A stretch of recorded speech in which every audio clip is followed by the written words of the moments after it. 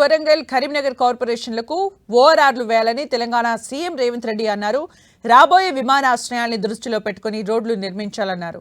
Mega growth corridor పై నిర్వహించిన సమీక్షలో అధికారులకు పలు ఆదేశాలు జారీ చేశారు. ఓఆర్ఆర్లకు అవసరమైన ఎస్టీపీలు రూపొందించాలని అధికారుల్ని ఆదేశించారు. అండర్ డ్రైనేజ్ల నిర్మాణానికి సాంకేతికత వినియోగించుకోవాలని సూచించారు. ఖర్చు తగ్గించేందుకు ఎలక్ట్రిక్ వాహనాలు ప్రవేశపెట్టాలన్నారు. ప్రతి చోట పునరుత్పాదక విద్యుత్ ఉత్పత్తి అయ్యేలా చూడాలని చెప్పారు. పట్టణాల కేంద్రంగా అభివృద్ధి ప్రణాళిక ఉండాలని, మున్సిపాలిటీల్లో సోలార్ ఎనర్జీ ప్లాంట్లు ఏర్పాటు చేయాలని చెప్పారు. రేడియేషన్ తగ్గింపుకు మల్టీ యూటిలిటీ టవర్స్ ఏర్పాటు చేయాలని సూచించారు. సింగరేణి సిఎస్ఆర్ నిధుల్ని స్థానికంగానే ఖర్చు పెట్టాలన్నారు సీఎం రేవంత్ రెడ్డి. నల్గొండ, యాదగిరిగుట్ట మధ్య టెంపుల్ కారిడార్ ఏర్పాటు చేయాలన్నారు.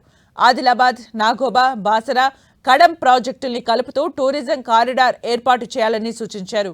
అలంపూర్ జోగులాంబ ఆలయాన్ని అభివృద్ధి చేయాలన్నారు. మహబూబ్ నగర్, భూత్పూర్ జడ్చర్లను కలిపి కారిడార్ ఏర్పాటు చేయాలని ఆదేశించారు. కొత్తగూడెం, పాల్వంచ, సుజాత నగర్ను కలిపి కారిడార్ ఏర్పాటు చేయాలని, పెద్ద మున్సిపాలిటీలకు సమీపంలో రేడియల్ రోడ్లు ఉండాలన్నారు.